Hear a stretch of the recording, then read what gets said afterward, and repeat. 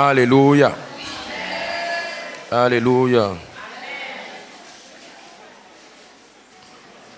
Alors je vais toucher rapidement 2 points et puis nous allons prier. Je suis en train de parler des principes de la fécondité. Et je vous ai dit qu'il y a pratiquement près de 4 manifestations de la fécondité. Il y a la fécondité financière ou professionnelle, la fécondité dans les affaires, la fécondité maritale, parlant du mariage, et la fécondité de l'enfantement. Je prie que les 4 fécondités soient manifestées dans la vie de quelqu'un. Deutéronome 28, verset 4. Deutéronome le chapitre 28, verset 4. Je lis la parole de Dieu. Deutéronome le chapitre 28, le verset 4. Le fruit de tes entrailles, le fruit de ton sol, le fruit de tes troupeaux, les portées de ton gros et de ton menu bétail, toutes ces choses seront bénies. Toutes ces choses seront bénies. On n'a pas dit un peu de ces choses seront bénies. On n'a pas dit la moitié de ces choses seront bénies. Le texte dit toutes ces choses seront bénies. Et dans le texte, on voit le fruit de tes entrailles. On parle de l'enfantement. Le fruit de tes entrailles. On parle de l'enfantement. Il dit le fruit de tes entrailles, le fruit de ton sol, le fruit de tes troupeaux et les portées de ton gros et de ton menu bétail. Là, il s'agit des affaires. Donc la première partie, ça parle du mariage. Le fruit des entrailles, c'est le mariage, c'est l'enfantement. Et le fruit de ton sol, c'est tout ce qui concerne la vie professionnelle, les activités, les activités de quelqu'un, les projets de quelqu'un. Et les portées de ton gros, de ton menu bétail, ça concerne les affaires de quelqu'un. La Bible dit que toutes ces choses doivent être bénies. C'est lorsque toutes ces choses sont bénies qu'on dit que tu es fécond. Alors je prie que Dieu accorde à quelqu'un la fécondité divine. Alors pendant que je serai en train de parler, je toucherai un peu de tout. Je toucherai le mariage, je toucherai le travail, je toucherai l'enfantement, je toucherai un peu de tout. Donc ne sois pas bleu. Voilà. Tout est lié. Il n'y a pas un qui passe sans l'autre. Tout est lié. Genèse 28, verset 3. Genèse, le chapitre 28, le verset 3. Que le Dieu Tout-Puissant te bénisse, te rende fécond et te multiplie, afin que tu deviennes une multitude de peuples. Afin que tu deviennes une multitude de peuples. Que Dieu donne à quelqu'un la multiplication dans le nom de Jésus-Christ. La multiplication est un signe de fécondité. L'abondance est un signe de fécondité. Quand il y a la présence de la fécondité, il y a la présence de la multiplication, il y a la présence de l'abondance. Oh Dieu, donne à quelqu'un dans cette salle la fécondité divine. Oh, je ne veux pas simplement dire des mots. Je veux que derrière ces mots, il y ait ta puissance. Je vous ai dit que tout ce que les hommes recherchent sont résumés par 2 choses. Peu importe qui ils sont. Si tu vois quelqu'un triste, si tu vois quelqu'un pleurer, si tu vois quelqu'un regretter, si tu vois quelqu'un dans une condition où tu te sens dans une position de compassion envers cette personne, ça se résume à 2 besoins. Le premier besoin que l'homme a, c'est l'argent. Le deuxième besoin que l'homme a, c'est l'enfantement. Alors il y a ton voisin, il faut lui dire, je suis sûr que tu as besoin de ces 2 choses-là. S'il a un, il faut lui dire qu'il lui manque deuxième. S'il a l'autre, il faut lui dire qu'il lui manque l'autre. Amen. Même s'il a les 2, il y a un qui va vouloir encore plus. Maintenant, s'il dit qu'il a assez, il a beaucoup, qui viennent m'en en donner aussi. J'ai besoin pour faire l'œuvre de Dieu. Il me donnait un peu seulement, il n'y a pas beaucoup, un peu seulement. Juste un peu, pas beaucoup. Amen. Juste 5 millions seulement dans ce que tu as. Alléluia. À 5 millions là, il ferait ton amen. Alors, il y a différents principes qui permettent à quelqu'un de vivre la fécondité divine. Et le principe que j'ai dit hier, c'est le premier principe que j'ai donné hier. C'est lequel? C'est lequel? La fidélité. Le premier principe, c'est le principe de la fidélité. C'est le principe de la fidélité. Si tu vois quelqu'un qui n'a pas soit le mariage, soit l'enfantement, soit l'argent, c'est parce que Dieu n'est pas sûr de sa fidélité. Si Dieu est convaincu de ta fidélité, Dieu n'aura pas de problème à te donner ses richesses. Il n'aura pas de problème à te donner ce qui est à lui qui te prête. Parce que tout ce qu'on a sur la terre appartient à l'Éternel.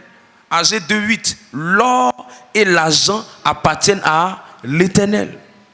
Donc, pour que Dieu mette ça dans tes mains, Dieu doit se rassurer que tu es une personne qui peut bien gérer ça. Et ce qui lui prouve que tu peux bien gérer ça, c'est ta capacité à manifester la fidélité. Et quand Dieu voit la fidélité, il donne. Ça, la Bible dit, les hommes proclament leur bonté. Les gens disent qu'ils sont bons. Les gens disent qu'ils sont bien. Les gens parlent d'eux. Les gens font leur atalakou. Mais ce que Dieu cesse, ce n'est pas ceux qui font au bas. Ce que Dieu cesse, c'est les gens qui sont fidèles. Et Dieu ne trouve pas des hommes fidèles. Tu vas regarder dans toute l'histoire. La plupart des gens qui sont victimes de déceptions amoureuses, c'est parce qu'ils ont rencontré des personnes qui ne sont pas fidèles. Sinon, quand quelqu'un est fidèle, c'est que tu as eu la bonne personne. Ça sera difficile que cette personne te fasse vivre une déception. Tous ceux qui ont les affaires, ce qu'ils cherchent pour permettre à leurs affaires de se multiplier, c'est des hommes fidèles qui vont représenter leurs affaires. Vrai ou faux? Voilà. Donc nous tous, on a besoin d'hommes fidèles. À plus forte raison, Dieu, il veut aussi des gens fidèles. Donc quand Dieu trouve quelqu'un de fidèle, il lui fait assez confiance pour mettre ce qui est bon dans ses mains. C'est pourquoi dans la parabole des talents de Matthieu 25, à partir du verset pratiquement 1 jusqu'à le verset 20, vous allez entendre Dieu dire, bon et fidèle serviteur. Mais il manifestait quoi? Quand il voyait la personne donner, quand il donnait à la personne, ce qui faisait qu'il donnait encore plus à la personne, plus de talent, plus de trésors, plus de richesses, c'est parce qu'il s'est rendu compte que la personne était fidèle. Plus vous êtes fidèle, plus Dieu vous augmente. Plus vous êtes fidèle, plus Dieu vous accorde. Alors je prie que quelqu'un ici soit fidèle. Je prie que quelqu'un soit fidèle. Et il y a pratiquement près de 4 manifestations de la fidélité. La première manifestation, c'est la disponibilité. La deuxième manifestation, c'est le temps. Le temps va permettre de révéler qui est vraiment fidèle. Ça va révéler ce que la personne est. Ça va révéler la vraie nature. C'est pour ça que quand une relation au départ, tu ne peux pas savoir si la personne est fidèle. C'est juste tout nouveau, tout beau. La troisième manifestation de la fidélité, c'est l'engagement de la personne vis-à-vis de toi. Donc ce qui fait que la plupart des onctions tombent sur des fils et la plupart des onctions tombent sur des fidèles, c'est parce que Dieu a vu dans le cœur de ce fidèle la fidélité. Ah, je suis fatigué, papa, je prie, Dieu ne m'exauce pas, je prie, le Seigneur n'agit pas. C'est pas parce qu'il ne veut pas agir, il ne te trouve pas fidèle. Ah, l'onction vient sur moi, mais je ne sais pas pourquoi je ne vois pas le témoignage. Le problème, ce n'est pas que tu ne vois pas le témoignage. Le problème, c'est que Dieu n'est pas rassuré de ta fidélité pour pouvoir t'accorder ça. Il s'est dit que s'il te le donne sans se rassurer de ta fidélité, tu peux perdre ça. Donc, il va chercher d'abord à aiguiser ta fidélité. C'est pourquoi il m'a donné ce message pour toi ce soir, pour te dire, si tu es fidèle, tu auras l'abondance. Si tu es fidèle, il va te multiplier. Alors, reçois cette grâce et cette capacité. Le deuxième principe, c'est lequel des principes? Je n'entends pas? L'honneur. Le deuxième principe de la fécondité divine, c'est l'honneur. Mais l'honneur vrai et désintéressé. Abraham a manifesté l'honneur et Dieu a mis Abraham à l'abri du besoin. Mais Dieu a donné à Abraham la grâce de l'enfantement. Et il lui a donné encore la prospérité financière. Mais ce qui a fait ça, c'est parce qu'Abraham a honoré les serviteurs de Dieu. Dans l'honneur, il y a cette grâce de fécondité qui descend. Quand tu sais honorer, tu peux recevoir. Quand tu ne sais pas honorer, tu auras du mal à recevoir. Ayez dans votre cœur la capacité à honorer de façon désintéressée et de façon vraie. Ne soyez pas des hypocrites. Soyez des personnes qui honorent, qui donnent de l'honneur de façon réelle, de façon sincère, de façon profonde. Alléluia. Voilà. Ne faites pas comme des gens qui voient des gens dans leur quartier. Ils disent tanti, tanti, tanti. Mais quand ils sont avec, quand la tanti se les dépasse, ils disent c'est les pensées quand c'est parce qu'on veut son argent, qu'on l'appelle tanti, vilaine comme ça, qui va t'appeler tanti? C'est pas on veut ton argent. Ça, c'est pas l'honneur vrai. Devant la personne, oh mon vieux mogo, oh ma tata, oh ma tanti, oh ma ceci. Par exemple, quand tu voyages un peu au Bénin comme ça, eux, la plupart des personnes âgées les appellent tata. Donc si tu veux t'appuyer sur eux, leur tata ou bien leur tonton là, pour dire qu'ils t'honorent, c'est faux. Parce que c'est leur manière même d'appeler les personnes qui sont d'un certain âge, ou même les personnes qui ne connaissent pas. Donc l'honneur vrai, c'est l'honneur qui vient profondément de ton cœur. Quand Abraham a vu les serviteurs, il les a honorés. Ils ne lui ont rien demandé. Lui-même, il a fait du bien à ses serviteurs. Alors, si quelqu'un veut avoir la grâce de la fécondité, ce qu'il doit faire, c'est d'honorer, honorer, honorer.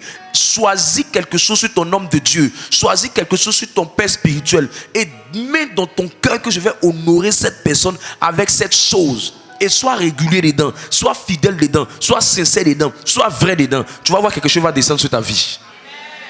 Quelqu'un est avec moi? Voilà.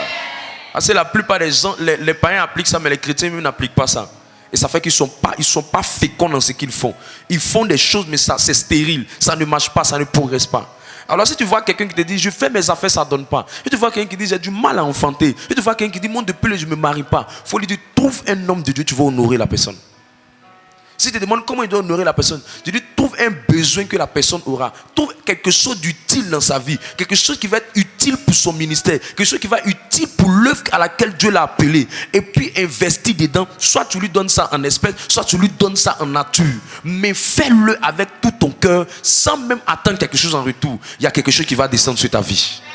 Je prie que ces deux révélations ne quittent plus jamais ton cœur. Et la troisième, c'était laquelle? Ou bien je n'ai pas donné la troisième? Le troisième principe que j'ai donné, peut-être que tu n'as pas bien suivi. Le troisième principe, c'est que ton handicap n'est pas un problème pour Dieu. Ton handicap n'est pas un problème pour Dieu. Ça, c'est un principe. Pourquoi c'est un principe? Parce que chaque fois que quelque chose, la grâce de la fécondité est venue sur quelqu'un, il y a toujours un handicap qui fait qu'il n'est pas fécond. Il y a toujours un handicap qui fait qu'il n'est pas fécond. Ou il y a toujours un handicap qui vient comme être un blocage à sa fécondité. Que ce soit la fécondité financière, que ce soit la fécondité maritale, que ce soit la fécondité professionnelle, que ce soit la fécondité dans sa carrière, dans ses affaires. Il y a toujours un handicap que le diable lui fait croire pour lui dire, regarde, tu n'as pas un bon diplôme. Et puis dès que le diable met ça dans sa tête nette, il a peur. Il dit, est-ce que c'est ça que je ne peux pas avoir bon travail? Et quand le diable a paralysé comme ça son cœur, paralysé comme ça sa pensée, c'est fini. Ce que tu ne peux pas accepter dans ton esprit, tu ne peux pas l'avoir dans tes mains. Et quand le diable a fini de mettre cette mauvaise pensée dans ton esprit, de dire, ah, tu vois, tu n'as pas bon diplôme, tu ne vas jamais avoir bon travail. Alors qu'il y a des gens qui sont dans des entreprises, qui ont le blé. Mais le diplôme là, c'est même pas bonne chose. Il est rentré là-bas, il a montré son courage seulement, on lui a donné une certaine position. Mais quand toi tu n'as pas cette information là, toi chez toi, tous ceux qui sont positionnés, qui sont en train de rouler voiture, qui sont dans de grandes conditions, qui ont construit des immeubles, c'est tous ceux qui sont les grands diplômés. Dis à ton voisin, Satan t'a menti.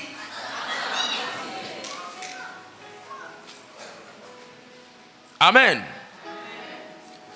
Donc il y a toujours ça. Quand c'est l'enfantement, c'est que quand tu vois que quelqu'un a du mal à recevoir le miracle de l'enfantement, c'est pas, il y a pas, je dis toujours et je vous répète, et le test là, je vais le rechercher tout à l'heure. J'espère que les lecteurs ont ça. Le test dit que la stérile là, elle va avoir 7 enfants. Il n'y a pas personne n'est stérile. Ce qui fait qu'on a l'impression que quelqu'un est stérile, c'est l'handicap que la médecine a analysé sur lui. Et l'handicap que la médecine analyse sur la personne, ça peut être simplement un fibrome, ça peut être un kyste, ça peut être non, tes ovules sont comme ça, tes ovaires sont comme ça, ton utérus est comme ci. Ils vont donner toutes les informations. Ce qu'elle suit, c'est français. Mais le français, là, il n'est pas élevé au-dessus du grand Dieu que nous servons. Laisse les médecins parler leur chinois. Laisse les médecins parler leur français. Laisse les gynécologues te donner des informations. Mais sache que notre Dieu a l'information plus grande que lui, son information. S'ils étaient assez forts, pourquoi ils ne créent pas l'homme? S'ils étaient assez forts, pourquoi ils ne créent pas l'utérus? S'ils étaient assez forts, pourquoi ils ne créent pas le sexe? S'ils étaient assez forts, pourquoi ils ne créent pas les organes génitaux? Ça veut dire que ce sont ces personnes qui sont juste en train de réparer. Alors que lui-même qui a créé la chose, si tu lui fais assez confiance, si tu crois qu'il est puissant, tu dois comprendre qu'il a la capacité de mettre, de créer, de mettre des pièces. Il a des pièces de rechange de tout ce qui peut être endommagé dans ta vie. Dieu a toutes les pièces de rechange de ton corps. Montre-moi une partie qui est bizarre. Je dis Dieu a un autre quelque part, nouveau, neuf. Reçois la guérison de cette maladie qui fait qu'on dit tu ne peux pas inventer. Je déchire tous les verdicts de la médecine devant toi. Tout ce que les médecins ont dit, ce qu'ils ont fait comme analyse, tout ça là, je mets le feu dessus. Tu n'es pas stérile, tu enfanteras cette fois. 3 filles, 4 garçons. Ou 3 garçons, 4 filles. Les 4 là, ils vont finir le plat de riz de la maison.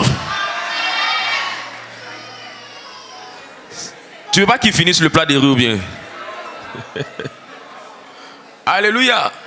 Donc il y a toujours un handicap. Tu vas voir quelqu'un, son handicap c'est diplôme. Tu vas voir quelqu'un d'autre, ce qui fait qu'il n'arrive pas à avoir beaucoup.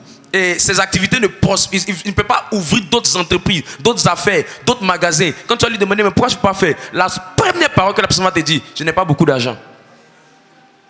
Et le manque financier devient un handicap pour la personne. La pauvreté que le diable a inculquée devient un handicap pour la personne. Tu vois, c'est une personne qui passe des concours. Leur handicap, c'est je n'ai personne pour m'aider. Je n'ai personne pour me pousser. Je n'ai pas de bras long quelque part. Dis à ton voisin, là où la main de l'homme s'arrête, la main de Dieu commence. Il dit quoi ton voisin? Quand tu vois une femme qui n'est pas mariée ou bien qui n'arrive pas à rentrer dans la grade du mariage, l'handicap qu'elle a, c'est 3 handicaps. Est-ce que je peux te donner ça? Le premier handicap que tu vas avoir, c'est ce qu'on appelle les blessures intérieures. Elle a été déçue. Pratiquement les hommes aussi. Hein. Il y a des hommes qui sont passés à un haut niveau de gourmet. Blessé. Échec 1, échec 2, échec 3, échec 4, échec 5. Donc quand les personnes sont victimes de déceptions amoureuses, ça crée dans leur cœur ce qu'on appelle les blessures intérieures. Et les blessures font qu'ils ne croient plus en l'amour, ils n'acceptent plus l'amour, ils n'arrivent plus à aimer. Or, pour que tu puisses rentrer dans une relation, il faut que ton cœur soit ouvert à l'amour. Sinon tu seras dedans, mais tu seras en train de te faire souffrir toi-même. Parce que ton cœur ne veut pas. Et tu te forces. Parce que les gens disent, tu as souffert. Tu as souffert. Et monsieur et puis une dame ont fait 7 années comme ça ensemble. Pendant les 7 années, ils étaient ensemble. Mais André n'était pas ensemble. Lui voulait se réchauffer avec elle. Elle aussi voulait se réchauffer avec lui. Ils se sont croisés à une dot. Il y a l'histoire de témoins. Et je pense que c'est témoins ou bien dames de compagnie. Dans dot, on les appelle comment même? C'est ça, best man, dame de compagnie. Ok. Donc, lui, il était le best man de l'homme. Et puis, elle était la dame de compagnie. C'est dans danser. Les deux se sont mis ensemble. En même temps, c'est parti. La même nuit là. À nous aller pour la capitale.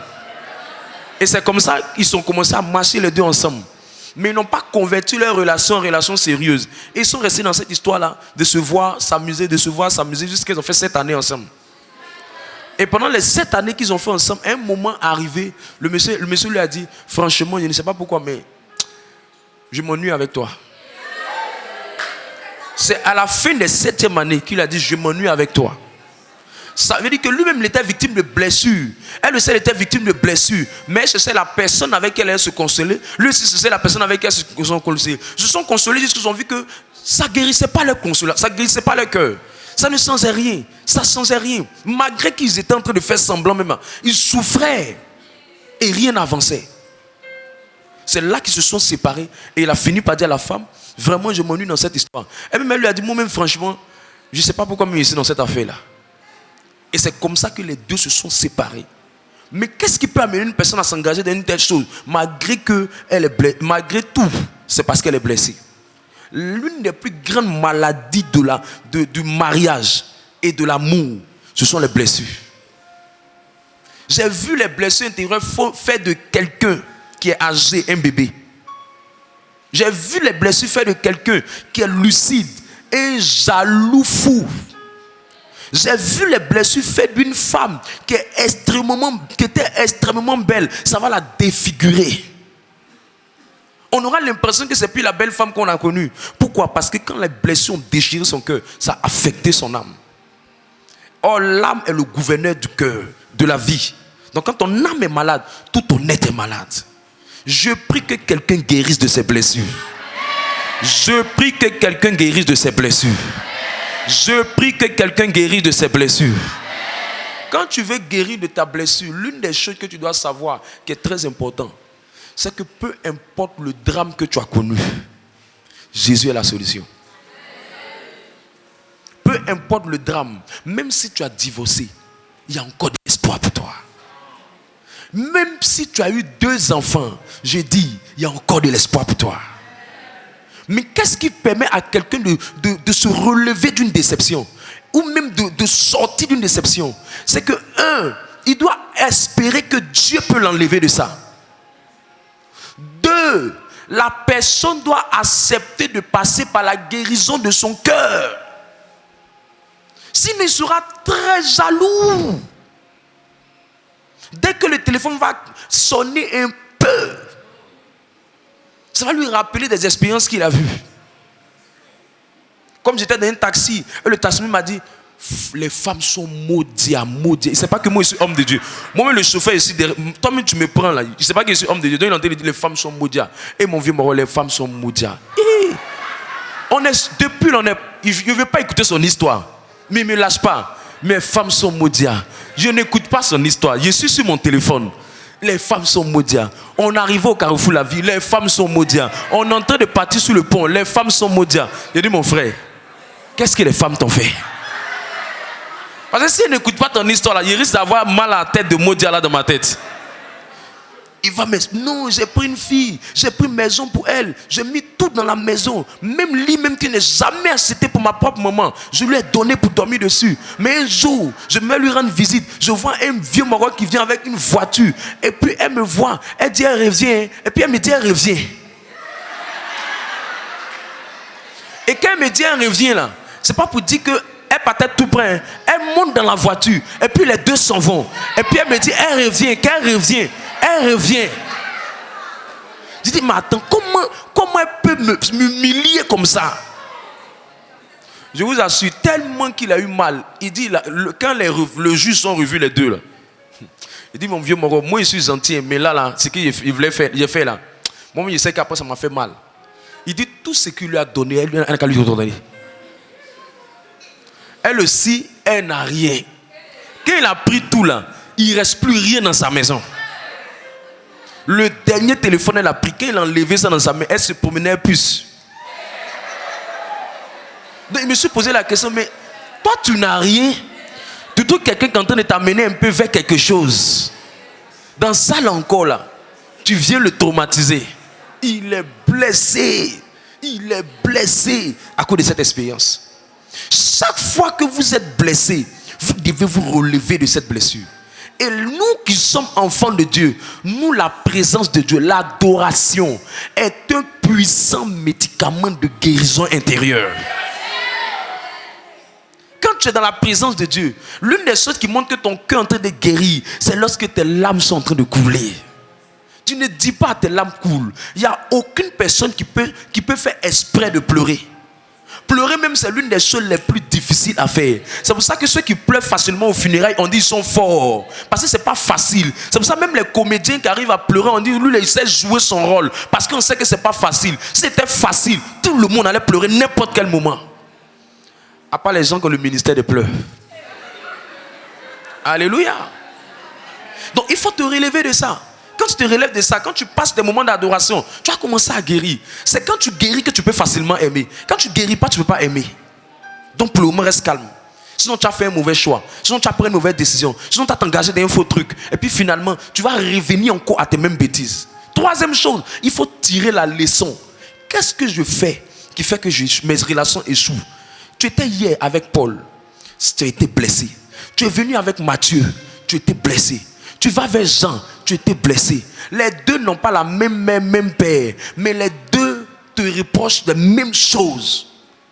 Tu es avec les filles. Tu es avec celle-là. Ça n'a pas marché. Après, tu t'es mis avec celle-là. Ça n'a pas marché. Après, tu t'es mis avec celle-là. Ça n'a pas marché. Et à un moment donné, il faut analyser. Elles ne sont pas même maman, elles n'ont pas même papa.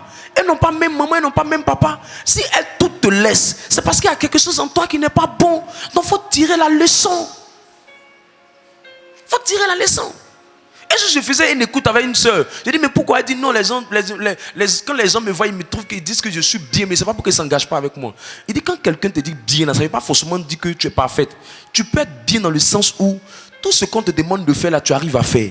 Mais aussi, le danger de ça aussi, ça peut être du fait que tu es trop présente. Les gens n'aiment pas les gens qui sont trop présents.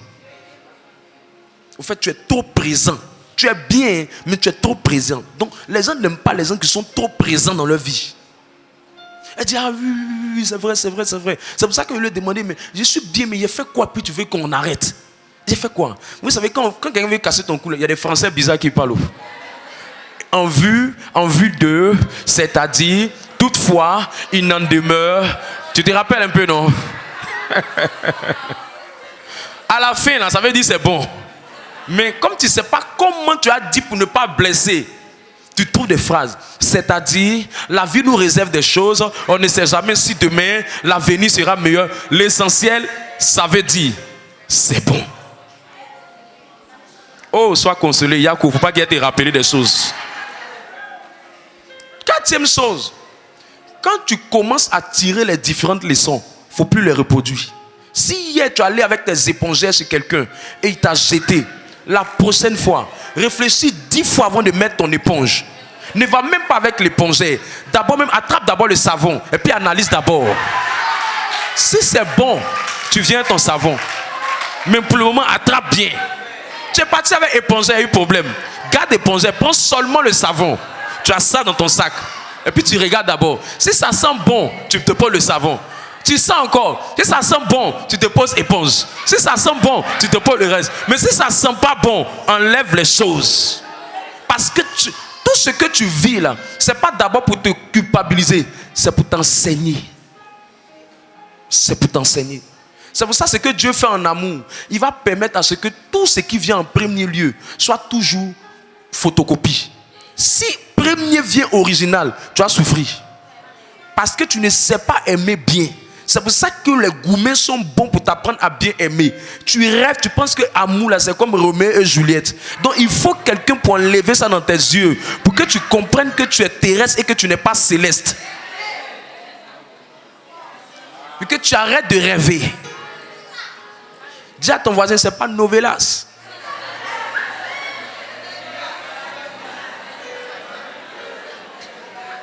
Alléluia.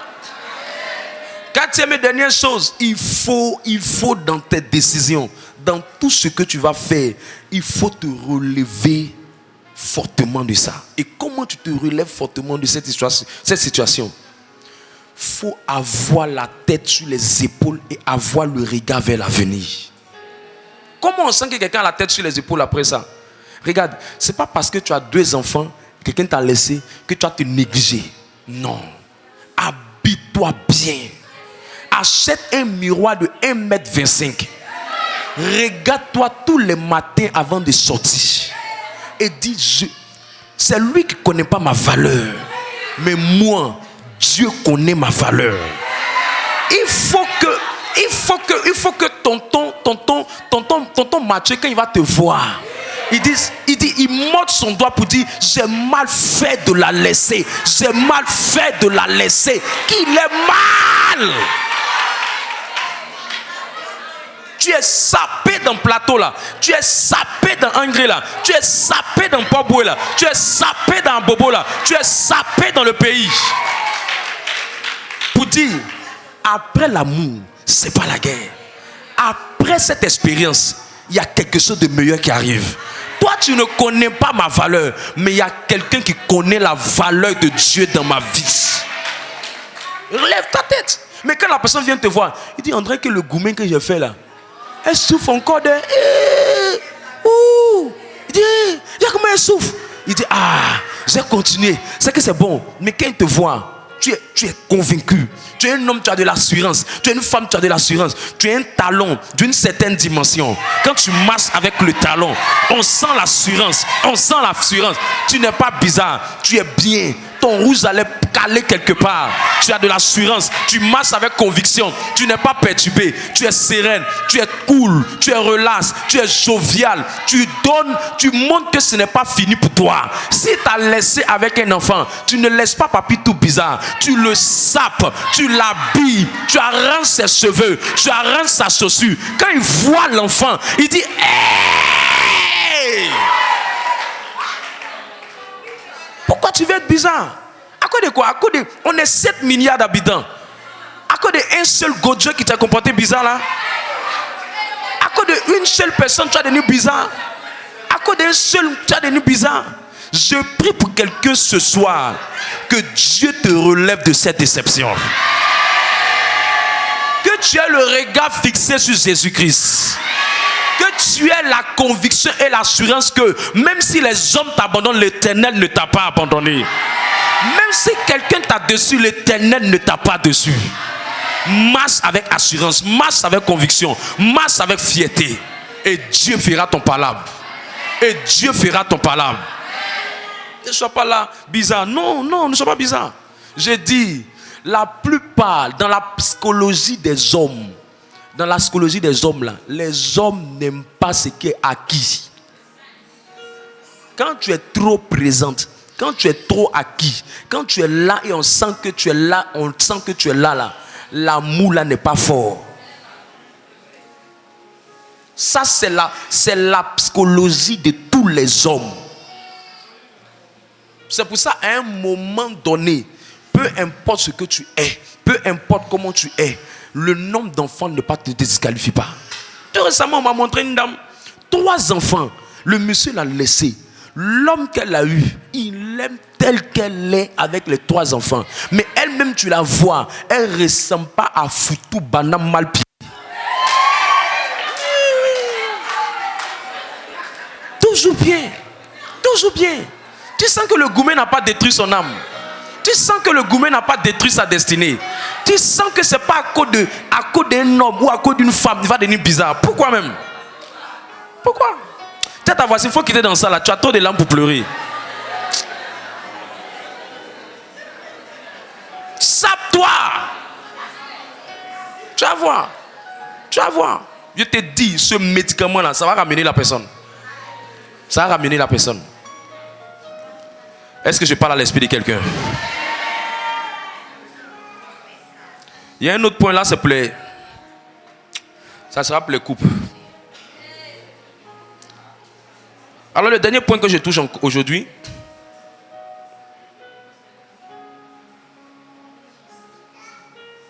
il y a certaines situations qui ne répondent qu'aux vœux. 1 Samuel 1 verset 11. Quelqu'un fait la lecture? Il y a certaines situations qui ne répondent qu'aux vœux.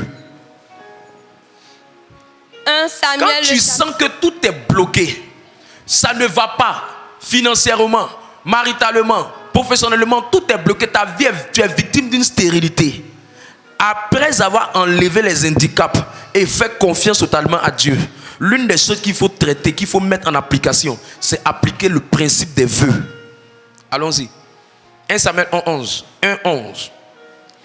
1 Samuel, le chapitre 1, le verset 11. Elle fit un vœu en disant: Éternel des armées, si tu daignes regarder l'affliction de ta servante, si tu te souviens de moi et n'oublie point ta servante, et si tu donnes à ta servante un enfant mâle, je le consacrerai à l'Éternel. Je le consacrerai à l'Éternel. Pour tous les jours de sa vie. Pour tous les jours de sa vie. et le rasoir ne passera point sur sa tête. Ça veut dire que j'ai tout fait pour que l'enfant là soit sanctifié, il soit pur. Il ne soit pas dans la déviation. Donc là, quand c'est dans le cas de l'enfantement, faites la promesse à Dieu que vous allez vous battre pour que l'enfant qui va venir là, son éducation soit correcte. Il va vous donner un enfant. Il va vous donner un enfant. Et puis pas n'importe quel, les rois. Vous savez, il y a plusieurs types d'enfants. Ça, je vous enseigne. Je vais vous donner un aperçu aujourd'hui. Je dois enseigner ça demain et puis dimanche. Quand vous voyez une femme qui accouche, et puis vous voyez souvent une grossesse qui passe, la plupart du temps, les gens pensent que la grossesse qui passe, c'est une œuvre démoniaque. Ce n'est pas forcément une œuvre démoniaque. 10 pouces. 10 avance. Au fait, Dieu m'a fait comprendre qu'il y a 3 types d'enfants qui viennent. Et les 3 types d'enfants qui viennent, il y a un type d'enfant qui sort du côté paternel. Ça veut dire que l'enfant là, il est issu du côté paternel. La ressemblance de l'enfant est dominante par rapport au côté paternel. Quand l'enfant est typique côté paternel, la dominance dans sa vie, ce sont les liens qui sont côté paternel. Quand l'enfant est typique côté maternel, la dominance des liens qui sont dans sa vie, ce sont les liens qui sont côté maternel. Maintenant, il y a un 3e type d'enfant qu'on appelle les enfants dont le rasoir ne passera pas sur la tête. Lui, depuis le sein de la mère, Dieu l'a protégé de toutes les alliances maléfiques. Donc, quand quelqu'un veut mettre un enfant au monde, l'enfant que le diable prend vite, c'est l'enfant qui vient des alliances de ta famille. L'enfant qui vient de Dieu, direct de Dieu, pour que le diable le prenne, c'est vraiment très difficile. Très difficile, même impossible. C'est pour ça que tu vois, quelqu'un va te dire, j'ai fait première couche, fausse couche, j'ai fait deuxième fausse couche. La plupart, c'est des enfants qui viennent de l'alliance de leur famille. Donc, c'est eux qui t'ont donné, ils vont reprendre les choses. Mais quand l'enfant vient de Dieu, c'est dangereux. C'est pourquoi le premier enfant d'Abraham, c'était un enfant qui s'appelait Ismaël. Mais après Ismaël, l'enfant que Dieu a voulu, Dieu dit à Abraham, c'est pas l'enfant là, je veux un enfant, l'enfant de la promesse. Ça veut dire que chaque personne qui naît, il y a un enfant que Dieu appelle l'enfant de la promesse dans tes entrailles. C'est lui qui fera ta joie, c'est lui qui fera ton succès, c'est lui qui laissera un héritage à ta postérité. C'est pourquoi, regardez bien, Joseph est né, tous ses frères étaient là, mais la seule personne qui était l'enfant de la promesse de la famille de Jacob, c'était Joseph. C'est lui qui a fait monter les autres. Donc en règle générale, les gens se plaignent de ça. C'est pourquoi souvent, c'est pour ça que nous, en tant que catholiques, on fait le baptême des bébés là. C'est parce qu'on vient enlever l'alliance qui vient souvent de l'un des côtés des familles. Parce que l'enfant qui vient de l'alliance maternelle ou paternelle, il ne faut pas t'amuser. Il a un comportement démoniaque. Il y a des choses même qu'il anticipe, qu'il fait. Tu ne comprends pas. Souvent même pour que l'éducation rentre, c'est difficile parce que ce n'est pas lui, c'est un esprit. Qui a déjà vu chez un enfant là? Moi-même, tu n'as pas besoin de me dire. J'ai vu une femme, son fils, elle est venue me voir, papa, pour prier pour mon enfant. À 2 ans, il joue avec Zizi de ses amis à l'école. 2 ans. Il joue avec Zizi. Il touche ça, il manipule ça. Mais ses parents disent, mais on ne sait pas où l'enfant là a appris ça. C'est quitté où? On ne lui a jamais parlé de ça. Personne ne lui a montré ça. Où l'enfant là sait que ça, on fait ça. Je prie pour toi que pendant ces 3 jours, le Dieu que nous servons te donne un enfant d'alliance. Le Dieu que nous servons te donne l'enfant d'alliance. L'enfant de la promesse. Donc, lorsque tu veux avoir ce type d'enfant, c'est de faire toujours un vœu ou une promesse, ou c'est de dire quelque chose au Seigneur que tu vas faire sur l'enfant. Pour Anne, elle a dit, je vais l'éduquer bien et il va te servir. Je n'ai pas dit, il faut te forcer pour aller faire un enfant déjà, il ne veut pas devenir prêtre, tu vas le forcer à devenir prêtre. Si tu peux, que Dieu veut, il va valider. Mais si tu dis que Dieu ne veut pas, il ne va pas valider. Voilà, c'est pour ça que ce que Dieu veut, il leur donne de concevoir. Ce que Dieu ne veut pas que tu mettes ça sur l'enfant parce qu'il n'est pas appelé à ça, Dieu ne va pas accepter. Quelqu'un comprend ce que j'ai dit? Voilà. Donc tu fais une promesse. voilà la promesse que je fais. Voilà ce que je te demande. Voilà ce que je vais faire si tu me donnes l'enfant. Mais rassure-toi de respecter la promesse. Tu fais tes affaires, ça ne décolle pas, ça ne bouge pas. Tu fais. Tu veux passer un concours, tu fais. L'une des lois qui a brisé ça, fais une promesse à Dieu. Seigneur, le premier revenu qui viendra, je vais te donner. Tu vas voir comment ça va venir vite. Tu connais Dieu, il aime blé. Ça va, tu ne vas rien comprendre. Travaille là-bas, tu ne sais même pas où c'est quitté, c'est venu en même temps vers toi. Parce que tu as fait une promesse à Dieu. Une dame a dit un jour, elle dit, Seigneur, tu me permets d'avoir le concours. Moi, je vais t'offrir une grotte. C'était sur une parole, ça n'avait pas de grotte. Quand la dame a dit ça, le concours, elle est sortie 7e dans le concours. Les hommes se posent la question, comment elle a fait pour être 7e dans le concours? Les hommes lui posent la question, qui t'a fait venir ici? Elle dit, elle sait pas. C'est Dieu. Quand Dieu veut briser tes limitations, briser tes restrictions, briser ta stérilité professionnelle, que tu vois que c'est chaud, applique le principe des promesses, applique le principe des vœux. Seigneur, je fais ça. Seigneur, je ferai ça. Seigneur, je te promets ça. Seigneur, je verrai ceci. Seigneur, je ferai cela. Tout le monde a compris ce principe? L'autre chose pour terminer,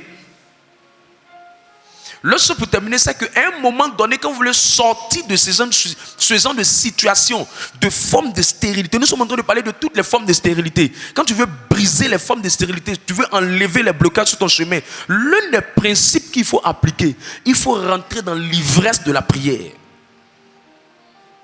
Quand Anne était en train de prier dans le temple, elle a prié jusqu'à Élie, l'un des prophètes de grand rang, est venu la voir. Il dit, Anne, tu es ivre. C'est quoi l'ivresse de la prière? C'est la prière dans laquelle tu es tellement engagé que finalement on a du mal même à comprendre les mots que tu dis. On a l'impression que tu es en train de parler du charabia. Ce n'est pas du charabia, tu es investi dans la prière. On appelle ça l'ivresse de la prière. Prends 1 Samuel 1, verset 9, je crois bien. Verset 12.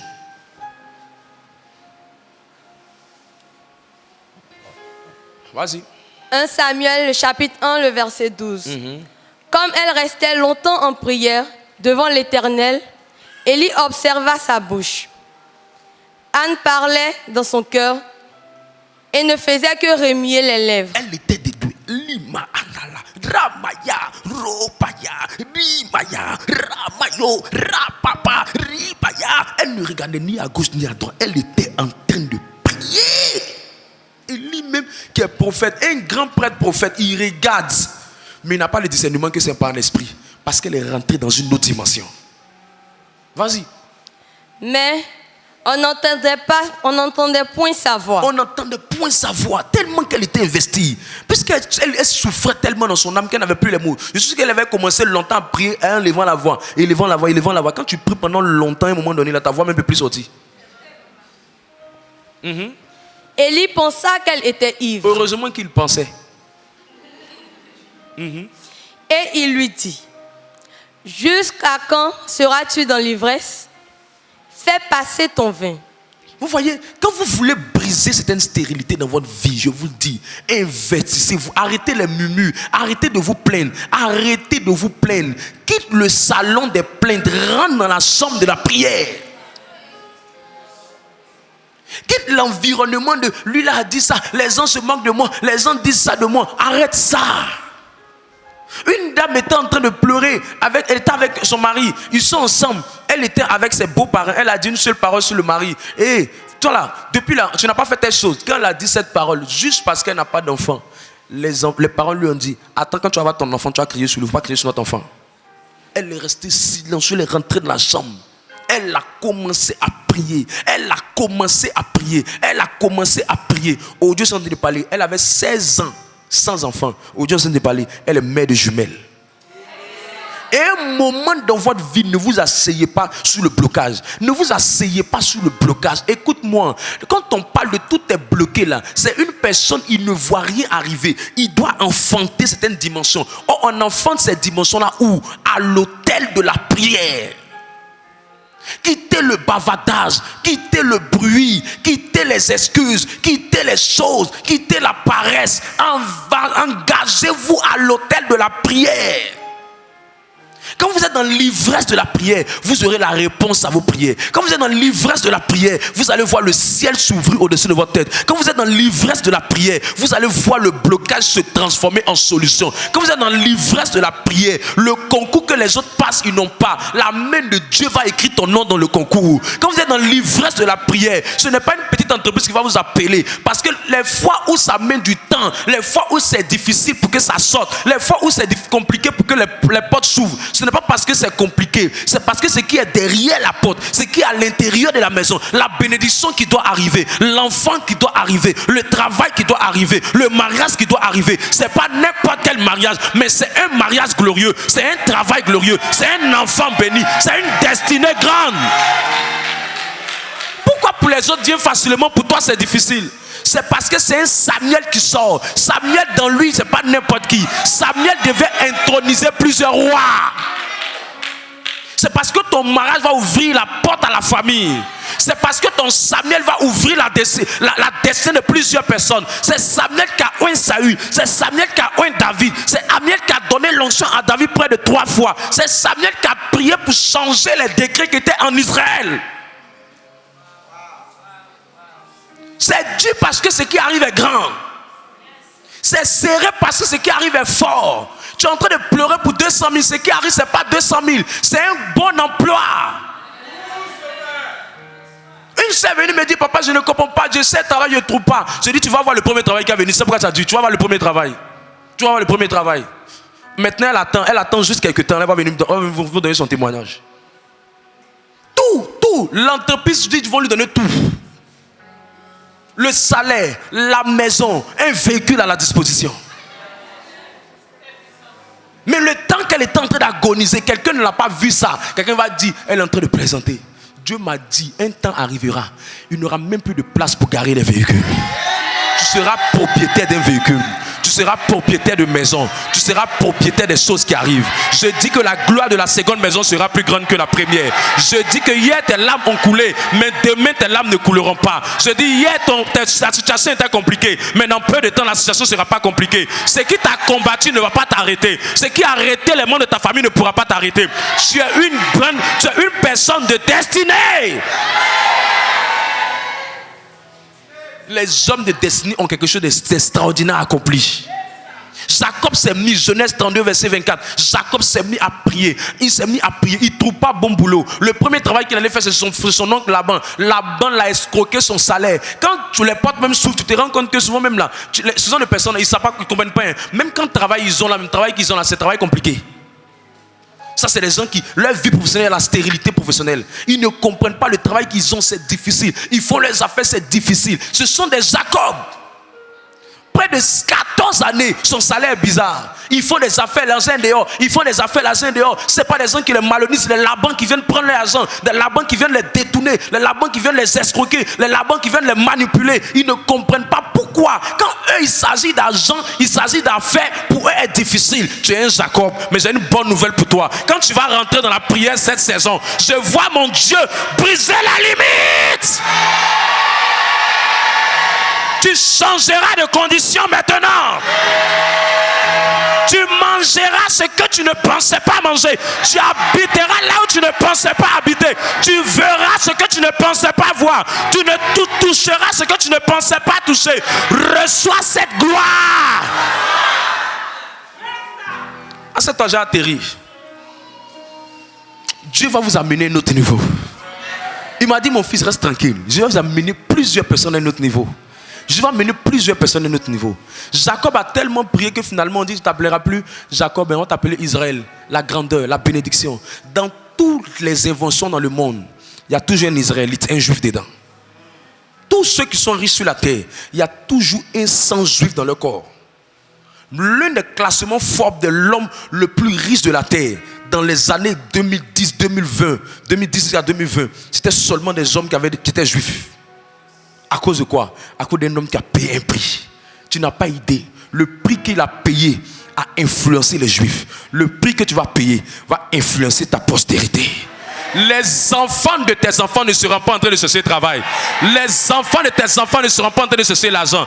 Ils marcheront sur l'argent. Ils vont laver leurs mains avec Coca-Cola et Fanta. Ils vont laver leur visage avec Sprite. Ils vont laver leur vie avec des choses extraordinaires. Ils seront dans les positions les plus élevées de cette nation. Si un homme pour prier, m'a dit Dieu, c'est qu'il y a un Dieu pour exaucer. C'est quand il n'y a pas un homme pour prier qu'il n'y a pas un Dieu pour exaucer. S'il y a un homme pour prier, il y a un Dieu pour exaucer. Il n'est pas encore tard pour toi. Tu sortiras de ce jour, de cette soirée, avec quelque chose qu'on appelle témoignage. Tu sortiras de cette soirée avec quelque chose qu'on appelle miracle. Je ne sais pas qu'est-ce qui va se passer, mais une sœur m'a dit ce matin quelque chose qui m'a marqué. Elle est venue à la prière hier. Le lendemain, elle est partie pour un entretien. Aujourd'hui, elle est partie pour un entretien. Mais hier, elle était à la prière. Et le lendemain, elle est partie pour un entretien. J'ai compris une chose. Si tu crois au Dieu de l'apostolat missionnaire, une vie de victoire. Si tu crois en l'alliance de l'apostolat missionnaire, une vie de victoire. C'est une alliance de automatiquement. C'est une alliance de immédiatement. C'est une alliance de instantanément. Je vais dire à quelqu'un, demain à 8h, quelque chose est sur le point d'arriver dans ta vie. Demain à 8h, quelque chose est sur le point d'arriver dans ta vie. Un témoignage, un SMS, un appel, une affaire, un partenaire, un remboursement de dette, un remboursement de crédit, une restitution financière. Reçois cette grâce.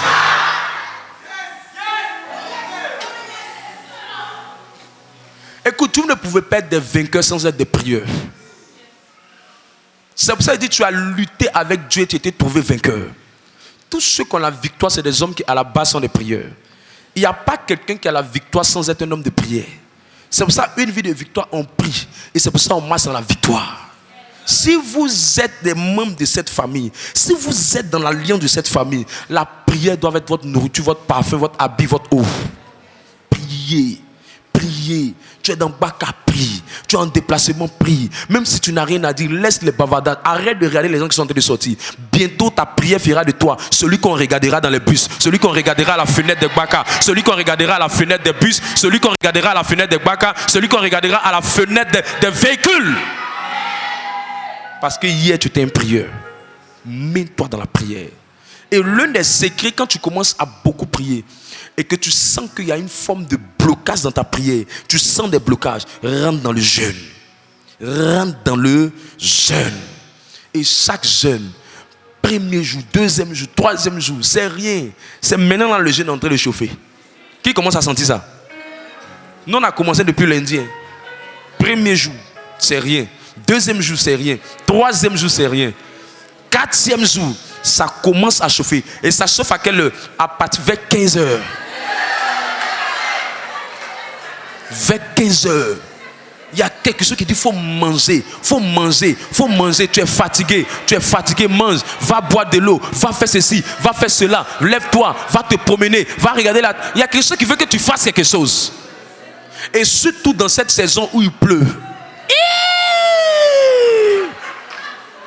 La fraîcheur, il y a la pression du jeûne et il y a la fraîcheur encore qui vient se mettre dessus. Tout ça là tu luttes, mais je sais qu'on va sortir avec quelque chose de puissant. On va sortir avec quelque chose de puissant. Le 5e jour, ça sera encore chaud. Jusqu'à la semaine va finir, nous commandons à l'ange qui vient avec notre colis de venir avec vitesse. Tout démon qui veut mettre un embouteillage à l'ange, qui veut nous dire de laisser le jeûne, qui veut nous d'arrêter, qui te combat, qui dit coupe à 15h55, coupe à 16h45, coupe à 17h58, coupe à 17h59, 17h59, dis-lui jamais, c'est 18h. Tu n'as pas mangé ta destinée. C'est quel plat tu as toujours mangé, tu as changé ta vie. Le jeûne ou rien, tu ne laisses pas. On va arriver ensemble au 12e jour. Et le ciel va s'ouvrir dans nos familles. Le ciel va s'ouvrir dans nos maisons. Le ciel va s'ouvrir dans nos affaires. Les 6 mois dans lesquels on est, on va accélérer à une vitesse exponentielle. Je vois toute personne qui avait une affaire bloquée, qui avait un marché bloqué, qui avait un concours bloqué, qui avait des finances bloquées, qui avait la carrière bloquée. Je prophétise maintenant par la puissance de l'Esprit de Dieu, par le manteau de ce ministère, que ce blocage est broyé.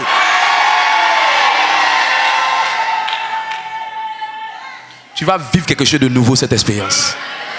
Je vois quelqu'un, celui qui te devait va t'appeler pour te dire, je te donne ton argent, puis je mets encore Guassou dessus.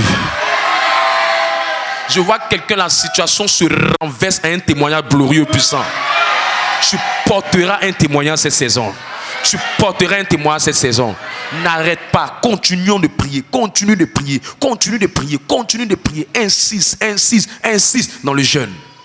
Autre chose, pour terminer, quand tu jeûnes, et que tu es en train de prendre et quand tu es en train de jeûner et qu'à un moment donné tu veux pousser la vitesse à ta prière, tu veux améliorer la rentabilité de la prière, l'un des secrets que Dieu m'a donné, c'est le secret de la semaille et de la moisson. Lorsqu'on parle de la semaille et de la moisson, on ne parle pas des offrandes. Lorsqu'on parle de la semaille et de la moisson, on parle de poser de bonnes actions. Merci. On parle de poser de bonnes actions. C'est quoi poser de bonnes actions? Mes amis, vous ne pouvez jamais récolter ce que vous n'êtes pas prêt à s'aimer. Vous ne pouvez pas récolter ce que vous n'êtes pas prêt à s'aimer.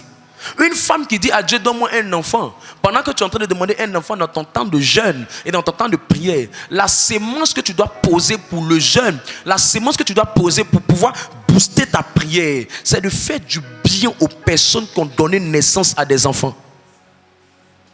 J'ai dit quoi? C'est de faire du bien aux gens qui ont donné naissance à des enfants. Quand vous lisez la Bible, Luc 1, verset 36, lis ça. Luc 1, verset 36. Marie était sous le poids, était enceinte. C'était même pas encore bien développé. Elle ne savait même pas si ça allait aboutir, ça n'allait pas aboutir. Mais elle allait faire quoi? Elle allait chez sa cousine Élisabeth. Elle allait servir sa cousine. Sa grossesse était à 6 mois. Pour Marie n'était même pas arrivée quelque part. Elle allait servir Élisabeth parce qu'elle a compris que c'est un sément qu'en moissonnant. Elle voulait que l'enfant arrive bien dans les bonnes conditions. Elle voulait que Jésus arrive dans les bonnes conditions. Elle voulait que l'Emmanuel arrive dans les bonnes conditions. Alors, elle allait chez Élisabeth pour s'aimer de bonnes actions, pour poser de bonnes actions, pour soutenir sa soeur. Elle allait laver son bébé, laver ses habits, laver ses choses. Elle a posé l'action qu'il fallait poser. Lis le texte. Luc, le chapitre 1, le verset 36. Voici, Élisabeth, ta parente, a conçu elle aussi un fils en sa vieillesse. Et celle qui était appelée stérile est dans son 6e mois. Elle est dans son 6e mois. Il lui reste combien de mois pour qu'elle accouche? 3 mois. Elle allait lui rendre visite. Verset suivant, 37. Car rien n'est impossible à Dieu. Allons-y. Marie dit, je suis la servante du Seigneur. Qu'il me soit fait selon ta parole. Super. Et l'ange la quitta. Et l'ange la quitta. Verset 39. Dans ce même temps, Marie se leva et s'en alla en hâte vers les montagnes, dans une ville de Juda. Elle allait vers sa cousine. Dans une ville de Juda, elle allait vers sa cousine. Pour faire quoi? Pour aller l'aider, pour aller la soutenir. Mais elle a fait quoi? Avec précipitamment, pression, avec empressement. De la même manière qu'Abraham a servi les serviteurs, parce qu'Abraham devait recevoir la prospérité. Elle allait servir sa cousine. Quand tu veux bébé, il faut s'aimer dans la vie de quelqu'un qui veut bébé. Quand tu veux marier, les gens se marient, tu ne s'aimes pas dans leur vie. Quand tu veux marier, quand les gens se marient, tu ne vas pas laver les assiettes là-bas. Quand tu veux marier, quand les gens se marient, tu ne vas pas nettoyer ta terrasse là-bas. Quand tu veux marier, quand les gens vont là-bas, tu ne vas pas. C'est pour ça que beaucoup de chrétiens, ils prient, mais ne moissonnent jamais. Pourquoi? Parce qu'ils n'ont jamais sémé quelque part. Alors que la prière ne vient qu'arroser les sémences qui ont été posées. La prière, c'est l'eau. Mais si elle ne trouve pas de sémences, ça s'appelle la boue. C'est pour ça que beaucoup, au lieu d'être des prieurs, ont créé beaucoup de boue dans leur vie. Parce que quand la prière veut se manifester, elle ne rencontre pas la sémence. Et ils disent, mais je prie. Mais qu'est-ce que tu as sémé? Qu'est-ce que tu as sémé? Vous ne pouvez pas être quelqu'un qui dit qu'il veut avoir le travail, mais vous n'avez jamais été quelqu'un qui a aidé quelqu'un à avoir le travail. Vous ne pouvez jamais dire que quelqu'un qui veut avoir le travail, et vous n'avez jamais été dans vos maisons, dans vos familles, comme des personnes qui, lorsqu'on vous a demandé de faire des petits travaux dans la maison, vous n'avez jamais sémé les bonnes actions de travaux. Et vous voulez moissonner le travail. Ce n'est pas possible. Montrez-moi quelqu'un qui récolte le travail. Un bon emploi. Même s'il prie. Quand Dieu va regarder dans son archive, Dieu va regarder, est-ce que c'est quelqu'un qui a toujours été en train de s'aimer les bonnes actions dans la vie des gens? Ma soeur, tu veux un bébé, mais les pouponnières ne sont pas fermées. Pourquoi tu ne vas pas poser des bonnes actions là-bas? Ah, pourquoi tu vois des soeurs dans la communauté qui ont des enfants? Ça ne te donne pas l'envie de dire, je vais acheter tous les vêtements, je vais acheter les ceci, je vais acheter cela. Dieu m'a dit, mon fils, si tu veux augmenter ton onction de miraculeux, ton onction de miracle et ton onction de miracle d'enfantement sur la vie de ton peuple, il faut absolument que tu deviennes quelqu'un qui soit toujours en train de s'aimer dans la vie des gens, dans la vie des couples et dans la vie des personnes qui tombent des enfants. Chaque fois que quelqu'un est enceinte, chaque fois que quelqu'un est sur le point d'accoucher, je ne manque pas d'appliquer ce principe parce que j'ai compris que ce n'est pas ma prière seulement que Dieu écoute, mais mes semences aussi parlent. Parce que la Bible dit en Genèse 8, verset 22, aussi longtemps que le ciel et la terre passeront, les semailles et les moissons ne passeront point. Dieu est un Dieu de principe, de semailles. Jusqu'à quand tu as semé. C'est pour ça que la grâce vient. L'enfant est là, mais ne peut pas se déployer. Parce qu'il n'y a pas quelque chose qui est comme sémence que tu as posé qui active la manifestation des choses.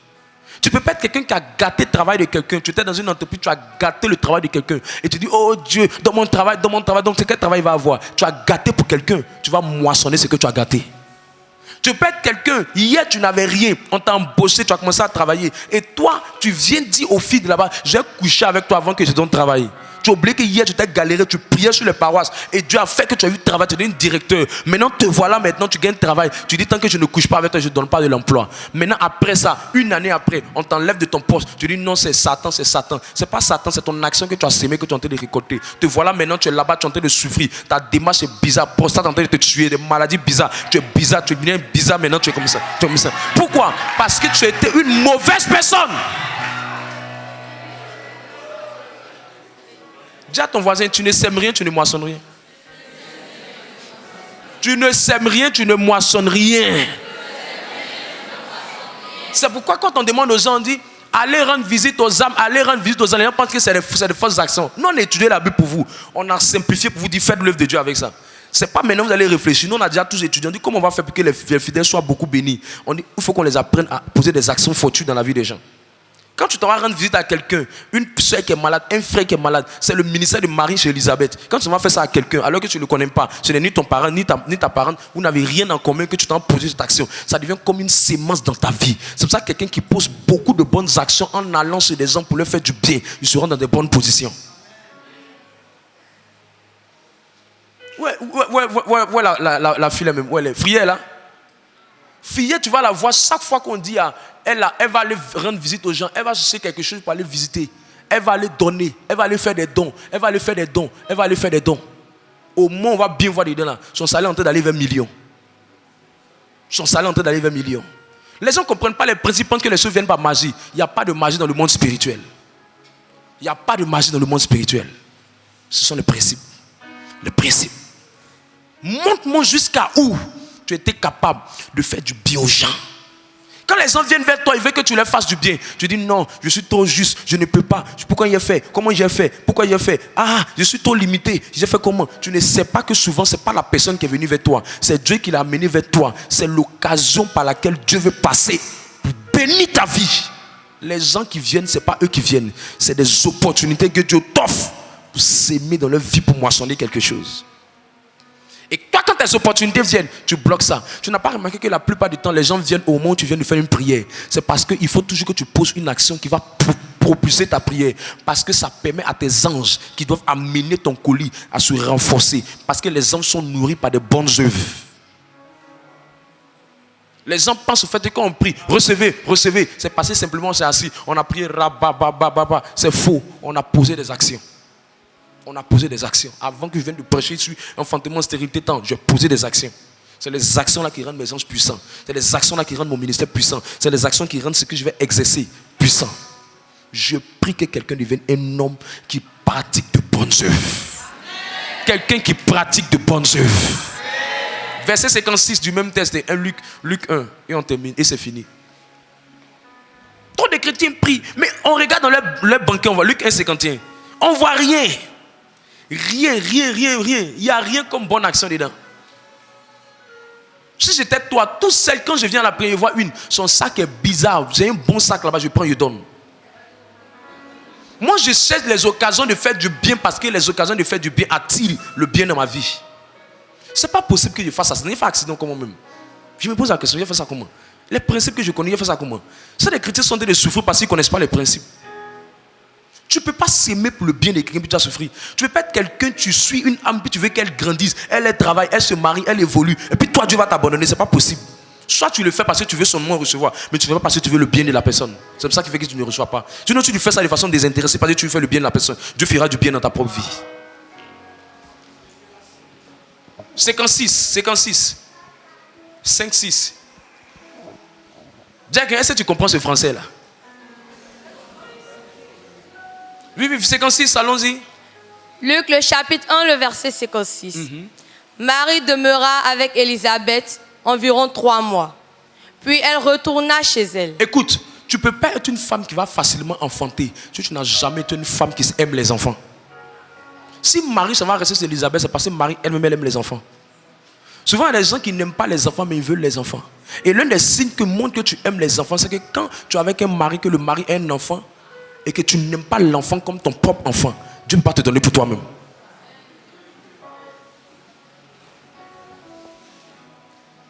Elle demeura là-bas 3 mois. C'est pas son enfant. Elle a vu couche et caca de bébé Jean-Baptiste. Je suis sûr que ça l'a sali. Mais il n'a jamais dit Zacharie, ton bébé là. Quand tu n'aimes pas, tu ne peux pas recevoir. Quand on rend témoin, quelqu'un dit j'ai eu travail. Quelqu'un dit j'ai eu travail. Il faut célébrer avec la personne. Je suis content pour toi. C'est vraiment bien. Continue comme ça. C'est bien. Il faut célébrer. Il faut manifester la jalousie. Quelqu'un enceinte. Il faut célébrer sa grossesse. Quelqu'un a eu ça. Il faut célébrer ce que la personne a eu. Quelqu'un s'est marié. Il faut célébrer son mariage. Toi, tes camarades se marient, tu ne célèbres pas le mariage. Investis dans le mariage. Une soeur est venue dans le ministère ici. J'ai dit son nom bientôt. Je lui ai dit, si moi je suis ton père, tu vas avoir forcément mari. C'est pas possible. Elle dit, j'ai tourné, pour avoir mari, c'est compliqué. Je dis, tu vas avoir mari. Le mari qu'elle pensait même pas avoir, c'est le mari qu'elle a eu. Mais ce sont des actions. Tu ne poses pas des actions dans la vie des gens, tu ne vas pas pouvoir. Quand quelqu'un veut se mettre avec ton frère, comment tu fais pour bonifier, pour que la relation se passe bien? Mais tu combats la relation de quelqu'un, tu combats le foyer de quelqu'un, tu détruis le foyer des gens, tu détruis la relation des gens, tu encourages quelqu'un même à sortir avec le mari de quelqu'un. Comment la grâce du mariage va venir dans ta vie? Tu ne fais pas du bien au mariage des gens, tu ne fais pas du bien au foyer des gens, tu ne fais pas du bien au mari des gens, mais tu veux toi moissonner ce que tu ne sèmes pas. Ça ne marche pas comme ça. Regarde David. David a tué Uri. Qui c'est que David a tué Uri? Dieu n'a pas tué David. L'enfant que David a fait avec la femme de Uri, il s'appelle Salomon. Salomon, oui. Et Salomon, là, Dieu n'a pas tué David et Dieu n'a pas tué Salomon. Je me suis posé la question, pourquoi Dieu n'a pas tué David et puis Dieu n'a pas tué Salomon, malgré que David a fait le péché. C'est pour ça que quand David est parti dans le psaume 51, il a demandé pardon au Seigneur. Pardonne-moi pour ce que j'ai fait, pardonne-moi pour ce que j'ai fait, pardonne-moi pour ce que j'ai fait. Dieu lui a accordé sa miséricorde. Mais ce qui a fait que Dieu a accordé la miséricorde à David, c'est que hier, quand Saül voulait fatiguer David, quand Saül voulait maltraiter David, quand Saül voulait faire du mal à David, Saül avait pour projet de faire du mal à David. Mais en 2 Samuel 24, versets 4 à 5, on nous explique que David a vu Saül qui voulait le tuer, lui faire du mal. Il a vu, il était en train de dormir. Mais David ne lui a pas fait du mal. Au contraire, il a coupé une partie de son vêtement pour lui dire, je peux te tuer, mais ne te tue pas. Parce que je ne veux pas qu'il y ait le sang dans mes mains. Quand il n'a pas tué, plus tard, parce qu'il n'a jamais tué le royaume de quelqu'un, personne n'a pu enlever David dans la royauté. Personne n'a pu tuer David. Parce que David n'a jamais détruit pour quelqu'un. Personne ne peut détruire pour lui. Si tu vois une femme qui est dans un foyer, et puis une fille qui là-bas veut gâter ton foyer, c'est parce que hier tu as gâté pour quelqu'un. C'est pas possible. Je suis là hier dormi. Il n'y a aucune personne qui peut venir rentrer dans mon foyer pour faire quelque chose. C'est même pas possible. En rêve, en cauchemar, même dans mon vrai, c'est pas possible. Ce qui fait que ça te fatigue, c'est parce que tu as sémé ça pour quelqu'un. Donc quand tu pries, tu dis à Dieu d'effacer ça dans ton livre de souvenirs, d'effacer ces mauvaises actions. Mais pour qu'il efface ça, il faut poser de bonnes actions dans le foyer des gens. Tu sais que tu as beaucoup sorti avec les hommes mariés. Il faut commencer à faire du bien dans le mariage des gens. Il faut commencer à aider le mariage des gens. Quand je me marie, je prends ton gâteau en main. Quand je me marie, je prends ta robe en main. Quand je me marie, je prends ta chasuble en main. Quand je me marie, je prends telle chose dans ton mariage. Je prends ça en main. Les alliances dans ta famille côté maternel qui disent qu'il n'y a pas de mariage, ça va briser ça. Parce que les bonnes actions ont un poids dans le monde spirituel. Montrez-moi quelqu'un qui sait travailler depuis tout pas travailler. Souvent, il est parti travailler quelque part, mais il est gâté là-bas. Il est gâté là-bas. Il a chié un gros caca là-bas. De la manière que tu quittes quelque part, c'est comme ça que tu vas rentrer quelque part. Celui qui attaque par l'épée, paiera par l'épée. Ne vous séparez jamais d'un patron. Et ça, j'ai déjà très enseigné ici. D'un patron, d'une patronne, de quelqu'un avec qui vous travaillez. Ne vous séparez jamais dans la guerre. Sinon, le prochain travail sera difficile pour vous. Quittez les gens dans la paix. Quittez les gens dans la paix. C'est la loi du travail. Quittez les gens dans la paix. Tu ne veux plus travailler avec la personne, dis-lui que je ne veux plus travailler. Mon premier patron et mon deuxième patron, je les ai laissés dans la paix. Ne quittez jamais les gens dans la guerre. Même s'il faut que vous donnez même des cadeaux, donnez des cadeaux pour que la personne vous bénisse, pour que vous partez. Ce qui a donné à David de faire tomber Saül et Goliath, c'est parce que Saül, son premier patron, lui a dit va. Dans le monde du travail, ton patron est le premier Dieu dans ta vie. Tu pries en langue, tu ne pries pas en langue. Si tu ne le respectes pas, tu ne l'honores pas, tu as des histoires avec lui. Peu importe son comportement, Dieu n'a pas son comportement. Dieu regarde l'alliance qu'il a mise sur toi. C'est parce que Dieu sait qu'il peut te commander que Dieu l'a mis sur toi. Toute autorité vient de Dieu. Je ne trouve pas de travail, Tu vas aller chez gros caca quelque part. Quand tu vois quelqu'un, il a fait des affaires, ça ne marche pas. Il y a un de ses clients, il s'est mal comporté avec le client. Il a mal agi avec le client. Quand tu es un homme d'affaires, cherche à ce que les gens te fassent du mal, mais cherche jamais à faire du mal avec quelqu'un pour garder une bonne réputation, pour garder une bonne alliance. Même si les gens disent du mal de toi, parce que tu as toujours sémé de bonnes actions, même s'ils veulent te faire du mal, ton livre de souvenirs de bonnes actions parlera pour ta prière et rien ne va pouvoir annuler quelque chose dans ta vie. Jamais. Jamais. Quand tu es dans les affaires, je finis une affaire, on dit nous tous on a eu 1 million. 1 million là, chacun doit partager 250 000 francs. Je partage les 250 000 francs de façon égale. Je vais donner. Tous ceux qui malhonnisaient leurs amis, ils sont restés sur le banc de touche. Ils ont fermé leur futur. Ils sont restés des vieux dans le domaine, mais ils n'ont jamais rien réalisé, rien construit, rien bâti. Je connais un homme qui a dit, moi je vais construire un immeuble. Il dit, mais tonton, tu as construit un immeuble comment? Il dit, tu vas voir comment j'ai construit l'immeuble. Il me disait ça, mais il prenait ça pour rire. Il dit, je vais aller travailler chez quelqu'un qui fait il va tout faire pour travailler chez quelqu'un qui fait ça. Quand il partait dans les chantiers, les gens faisaient des constructions. Il dit, j'ai apporté ma pierre. Il prend les samedis, il vient, il les aide. Il fait rien. Aujourd'hui, il est devenu propriétaire d'immeuble. Pourquoi? Parce qu'il a sémé le bien. Quand les gens disent, on veut te payer pour ce que tu as fait, il dit, non, ne me payez pas. J'ai fait ça gratuitement. Les gens aujourd'hui ne savent pas faire le bien. Les gens aujourd'hui ne savent pas s'aimer des bonnes actions. Et puis, ils veulent moissonner de grandes choses. Quand tu pries dans mon travail, là, c'est sur quelle base Dieu va te donner le travail. Quand tu pries dans mon enfant, c'est sur quelle base Dieu va te donner l'enfant. Quand tu pries dans les affaires, c'est sur quoi Dieu va te donner. Je prie que l'histoire de quelqu'un soit changée ce soir.